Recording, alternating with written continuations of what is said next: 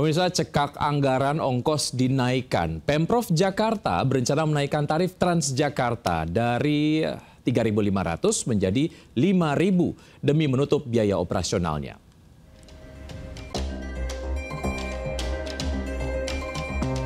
Rencana kenaikan tarif Transjakarta kembali mencuat.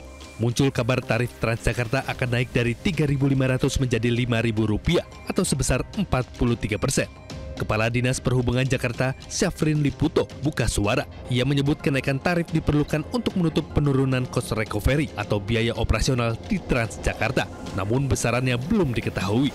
Syafrin menyebut, sesuai Perda nomor 10 tahun 2014, tarif layanan Transjakarta akan ditetapkan gubernur setelah mendapat persetujuan dari DPRD Provinsi Jakarta. Sebelumnya, Gubernur Jakarta Pramono Anung menyebut akan mengkaji ulang subsidi transportasi umum di Jakarta. Hal ini imbas pemangkasan dana transfer ke daerah dari pemerintah pusat sebesar Rp15 triliun. Pemangkasan dana transfer ke daerah membuat anggaran pendapatan dan belanja daerah atau APBD Jakarta 2026 turun dari Rp95,35 triliun menjadi Rp79,06 triliun. Tim Liputan iNews melaporkan. Penderita sakit kronis jangan khawatir tidak dapat tempat duduk saat naik MRT Jakarta. Selain ibu hamil, disabilitas, dan lansia, penderita sakit kronis juga bisa mendapatkan PIN prioritas. Berikut adalah laporan Wenda Nura dan juru kamera.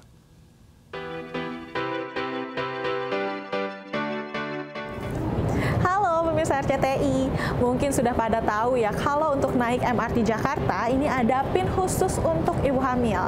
Tapi ternyata tidak hanya PIN khusus untuk ibu hamil saja, karena ada 4 PIN untuk penumpang prioritas lainnya. Nah, kira-kira apa saja 4 PIN untuk penumpang prioritas itu? Yuk, ikutin saya.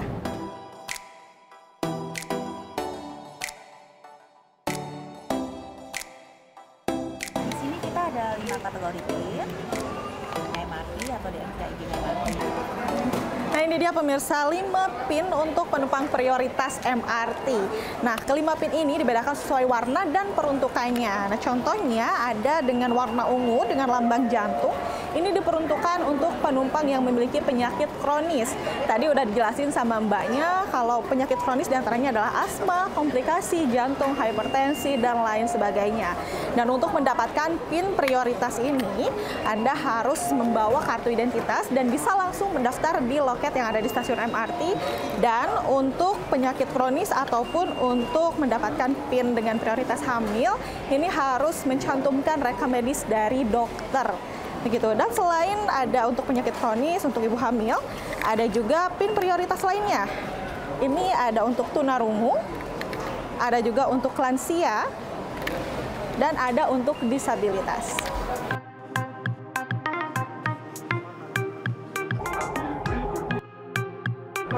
Setelah mendapatkan PIN dari loket, PIN harus disematkan di pakaian agar bisa terlihat oleh petugas.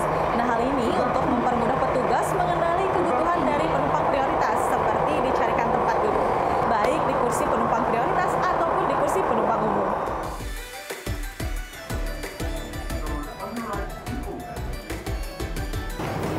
Namanya saja PIN prioritas, artinya penggunanya selayaknya mendapatkan prioritas karena dengan atas dasar kemanusiaan dan juga kesehatan.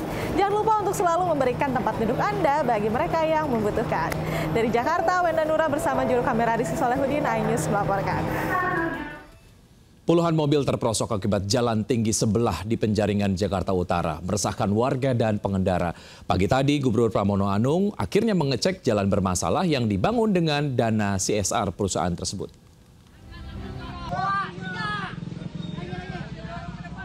Jalan tinggi sebelah di Kaliduri Pejagalan, Penjaringan, Jakarta Utara kerap makan korban. Dalam sebulan, belasan mobil terperosok saat melewati jalan ini.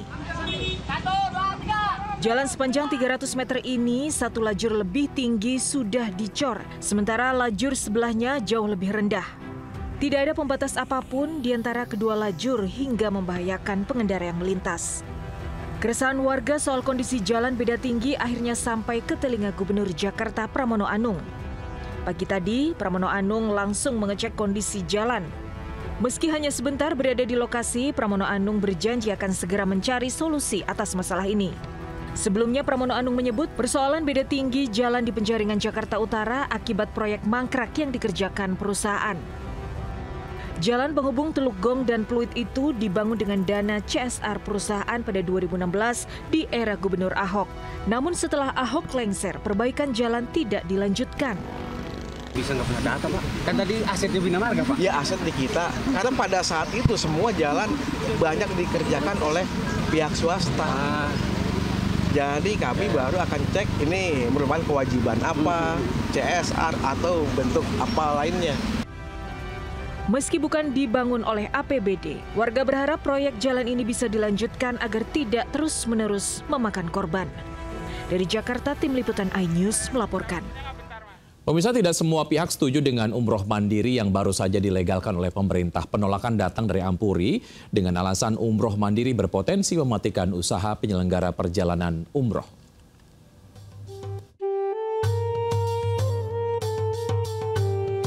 Keputusan pemerintah melegalkan umroh mandiri bagi sebagian besar umat muslim di Indonesia menjadi kabar melegakan. Namun bagi Asosiasi Muslim Penyelenggara Haji dan Umroh atau Ampuri, kebijakan ini justru memicu alarm bahaya. Ampuri mengkhawatirkan ancaman kedaulatan ekonomi umat di balik putusan umroh mandiri ilegal. Selama ini sektor umroh dan haji menyerap lebih dari 4,2 juta tenaga kerja. Jika peran penyelenggara perjalanan ibadah umroh lokal diambil alih untuk memuluskan umroh mandiri, maka akan mengancam runtuhnya lapangan kerja domestik. Selain itu, Ampuri mengatakan umroh mandiri sekilas tampak memberi kebebasan, namun ini merupakan celah baru tanpa perlindungan. Umroh mandiri tanpa melalui Biro Perjalanan resmi dibolehkan pemerintah melalui Undang-Undang Penyelenggaraan Haji. Dalam pasal 87A terdapat 5 syarat yang harus dipenuhi jemaah, diantaranya beragama Islam, memiliki tiket pesawat pergi pulang ke Arab Saudi, dan syarat lainnya.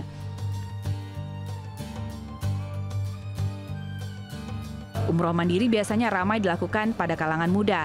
Jemaah umroh merangkai sendiri rencana perjalanan, mulai dari membeli tiket, memesan hotel, hingga mengurus visa sendiri. Tim Liputan iNews melaporkan.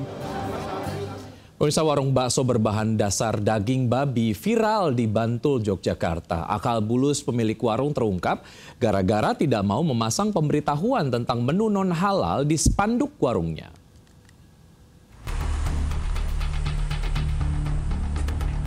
Sebuah warung bakso di wilayah Ngestiharjo, Kecamatan Kasian, Kabupaten Bantul, Daerah Istimewa Yogyakarta, yang bahan bakunya berasal dari daging babi ini, akhirnya dipasang spanduk dengan label tidak halal.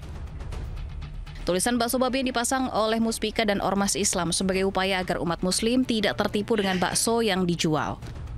Warung bakso milik Saido, warga asal Sleman, sudah sejak lama berjualan dan sempat viral di media sosial.